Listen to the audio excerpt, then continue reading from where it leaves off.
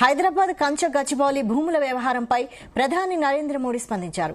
పర్యావరణాన్ని కాపాడేందుకు కేంద్ర ప్రభుత్వం ప్రయత్నాలు చేస్తుంటే తెలంగాణలో అటవీ సంపదను నాశనం చేస్తున్నారని మండిపడ్డారు. అడవులపై బుల్డోజర్లు నడిపించడంతో తెలంగాణ కాంగ్రెస్ ప్రభుత్వం బిజీగా ఉందన్నారు. ప్రకృతిని ధ్వంసం చేస్తూ వన్య ప్రాణులను చంపుతున్నారని ఆరోపించారు. 6 గ్యారంటీల పేరుతో తెలంగాణ ప్రజలను మోసం చేసి అధికారంలోకి వచ్చారని ప్రధాని మోడీ మండిపడ్డారు. साथियों, तेलंगाना की कांग्रेस सरकार भी जनता वादे भूल गई है। वहां कांग्रेस, वहां की सरकार जंगलों पर बुलडोजर चलवाने में व्यस्त है।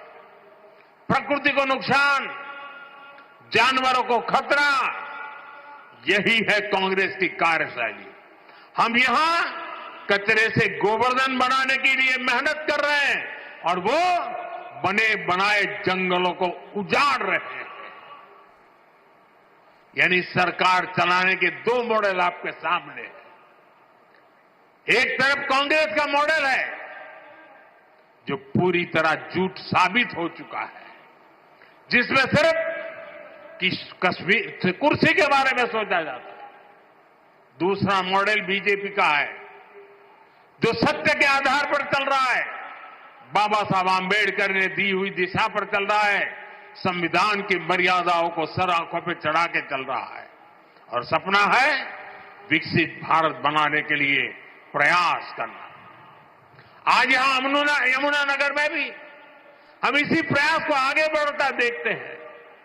साथियों, मैं आपसे एक और अहम विषय की चर्चा करना चाहता हूं। कल देश ने वैशाखी का पर्व मनाया है। कल ही जलियांवाला बाग हत्याकांड के भी 106 वर्ष हुए हैं। इस हत्याकांड में अपनी जान गंवाने वालों की स्मृतियां आज भी हमारे साथ हैं।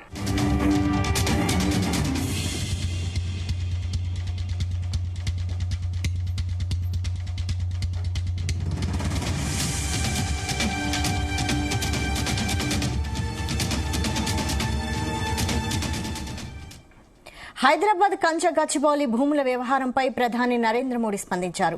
పర్యావరణాన్ని కాపాడేందుకు కేంద్ర ప్రభుత్వం ప్రయత్నాలు చేస్తుంటే తెలంగాణలో అటవీ సంపదను నాశనం చేస్తున్నారని మండిపడ్డారు. అడవులపై బుల్డోజర్లు నడిపించడంలో తెలంగాణ కాంగ్రెస్ ప్రభుత్వం బిజీగా ఉందన్నారు. ప్రకృతిని ధ్వంసం చేస్తూ వన్య ప్రాణులను చంపుతున్నారని ఆరోపించారు. 6 గ్యారంటీల పేరుతో తెలంగాణ ప్రజలను మోసం చేసి అధికారంలోకి వచ్చారని ప్రధాని మోడీ మండిపడ్డారు. ఇక ఇదే అంశంపై మరిన్ని డీటెయిల్స్ మా చీఫ్ న్యూస్ కోఆర్డినేటర్ రాధాకృష్ణ అందిస్తారు. Radhakrishna, good evening Vaishali. హెచ్యూకి సంబంధించి కంచె గచ్చిబౌలి భూములకు సంబంధించి తొలిసారిగా ప్రధాని నరేంద్ర మోడీ స్పందించారు.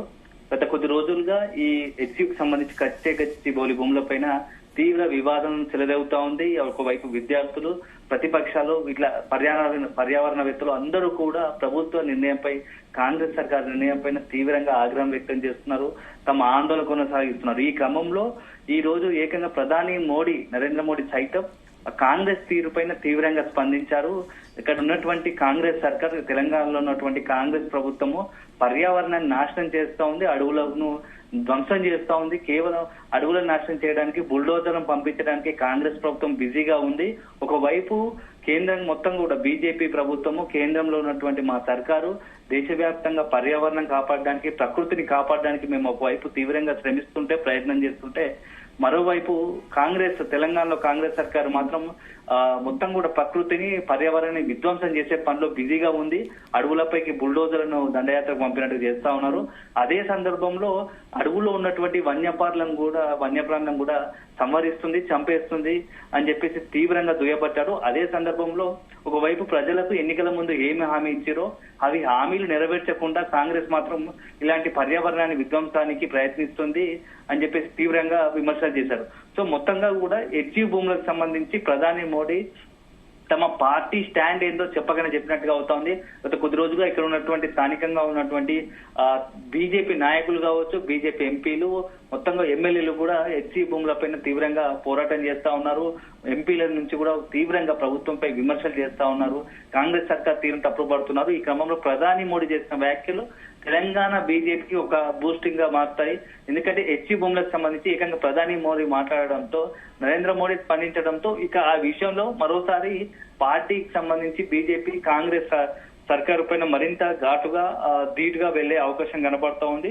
మొత్తానికి హెచ్సికి సంబంధించి కంచెగచ్చి బోలి భూముల వ్యవహారంలో మాత్రం కాంగ్రెస్ సర్కారు పైన అన్ని వర్గాల నుంచి ఒత్తిడి వస్తా ఉంది. ఇప్పటికే సుప్రీంకోర్టుకు సంబంధించినటువంటి కమిటీ మొత్తం వివరాలు సేకరించి త్వరలోనే ఏప్రిల్ 16వ తేదీన సుప్రీంకోర్టుకు మొత్తం కమిటీకి సంబంధించి అందరితో చర్చలు జరిపింది. అందరి యొక్క అభిప్రాయాలు తెలుసుకున్నట్టు కమిటీ సుప్రీంకోర్టుకు ఏప్రిల్ 16న వారికి సంబంధించి నివేదించనుంది. ఈ నివేదికలో మొత్తంగా కూడా ఏ అంశాలు పరిగణలోకి తీసుకుంది, అసలు వ్యవహారం ఏంది, అడవుల వన్యప్రాణాలు ఉన్నాయా, ఈ మొత్తంగా ఈ భూములు హెచ్సికి సంబంధించి వస్తాయా లేకుంటే ప్రైవేటా ప్రభుత్వానివా, దీంట్లో ఏం జరుగుతా ఉంది, చెట్లను ధ్వంసం చేశారా, వన్యప్రాణులు ఉన్నాయా, ఇట్లా అన్ని రకాలుగా ప్రజల అభిప్రాయాలు, అదేవిధంగా విద్యార్థుల అభిప్రాయాలు, పార్టీల అభిప్రాయాలు, రాజకీయ పార్టీ అభిప్రాయాలతో పాటు పర్యావరణ వేత్తల అభిప్రాయాలు కూడా తీసుకుంది.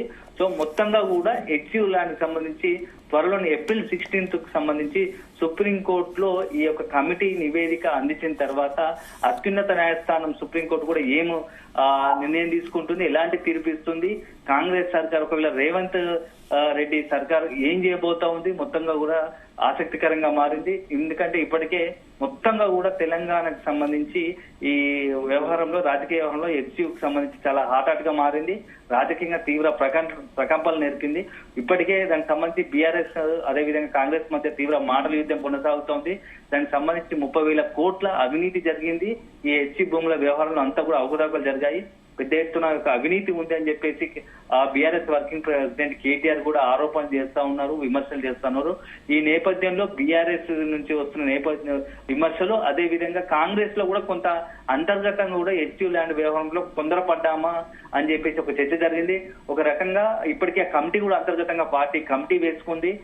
మీనాక్షి, ఇప్పుడు ఎవరైతే కాంగ్రెస్ వ్యవహారాలు ఇన్ఛార్జ్ ఉన్నారో మీనాక్షి నటరాజన్ కూడా తానే స్వయంగా రంగంలోకి దిగి ఒక కమిటీని ఏర్పాటు చేసి అసలు ఏం జరుగుతుంది అనేది పార్టీకి తీవ్రంగా డ్యామేజ్ జరిగింది రాజకీయంగా అని చెప్పేసి అనుకుంది. ఈ క్రమంలో డ్యామేజ్ కంట్రోల్ లో భాగంగా ఒక కమిటీని వేసి నెక్స్ట్ తదుపరి విద్యార్థులతో కావచ్చు, ఎవరికైతే అభ్యంతరాలు ఉన్నారో వాళ్ళందరితో కూడా పార్టీ తరఫున చర్చలు జరుపుతా ఉంది. సో మొత్తంగా హెచ్సి వ్యవహారం, కంచెగచ్చి భూముల వ్యవహారం మాత్రం త్వరలోనే ఎలాంటి మలుపు తీసుకుంటుంది అనేది మాత్రం సుప్రీంకోర్టులో ఉండగా ప్రభుత్వం కూడా మరోవైపు ఏం చేస్తుంది అనేది మాత్రం కొంత వేచి చూడాల్సిన అంశం ఉంది. రైట్. Thank you Radhakrishna.